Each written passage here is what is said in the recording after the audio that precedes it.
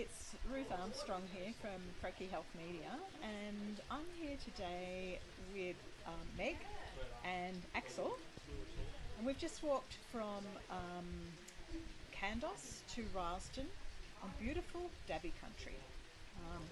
We've walked here as part of our Croakey Go active walking journalism, and we've had a bit of lunch, and now We've been walking in the rain. We've been walking in the rain. Yeah, we're all drowned rats.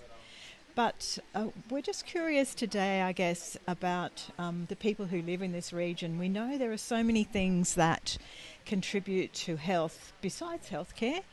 And I guess we're just interested today, Meg, in what it is that sustains you here. So can you first of all just introduce yourself a little bit and just let me know about some of the activities that you've been doing here that contribute to your health. Sure. Hi.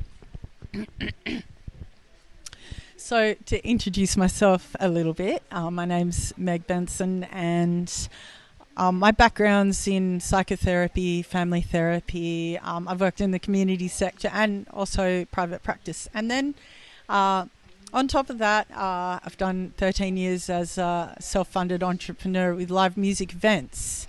And so I guess, and then into working with foster kids.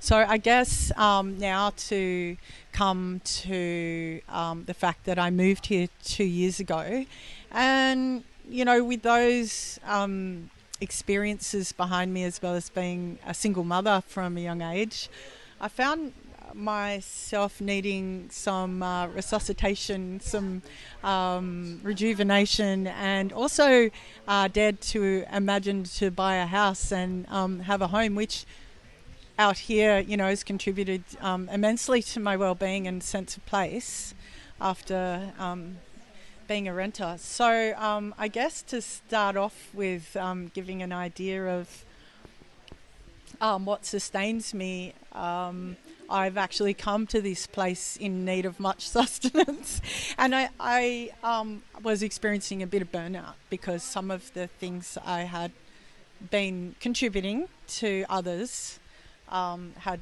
taken a toll, particularly with trauma-informed live-in 24/7 foster care over the last 6 years too. So I probably said too much about my background. I can answer what sustained me, but I definitely want to hear about that. And I particularly, when we talked this morning, we started with talking about swimming and the pool here. And I'd love to hear about that first. Yeah, absolutely.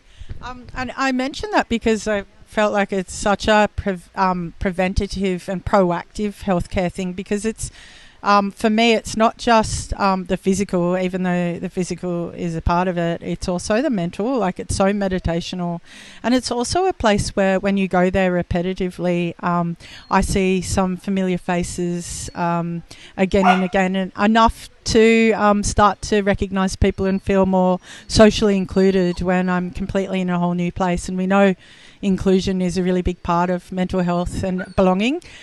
So definitely, as soon as I go into the water, whether it's 6 laps or 20 laps, there's a huge change just energetically in my body and mind. And thank you, Axel. And Axel's nickname is Axolotl because he actually loves water too, and he would come to the pool too if he could. Okay, Axel. Sorry about the competition with the sound there. So the water, one of the things I did to, I guess, lock myself into the commitment was each year I've signed up for the Starlight Children's Foundation swim-a-thon thing. So I committed myself to swimming 20 kilometres in February. The reason that worked for me was not just doing something good for others, but the commitment of locking myself into that meant I got the goods of like going back and getting the medicine from the water. And I love that pool because it's got the best view to the mountains. It's actually one of the most beautiful pools I've ever been to. And I used to train at North Sydney Olympic swimming pool, and that was a beautiful pool. But this is the best pool. That's amazing. And so what else have you been getting up to in Kandos that you feel like has met some of these really big health needs you had when you got here? There's one more thing that happens at the pool that I only tried this year, which answers that question. I finally joined the aqua class, which is a free thing through Health One. So sometimes, people are feeling so sorry about the health options out here. But to me, like if I was in the mountains and going to a group exercise class where I used to live, you'd be paying at least $20 a class or, so every Tuesday and Wednesday. Thank you, Axel.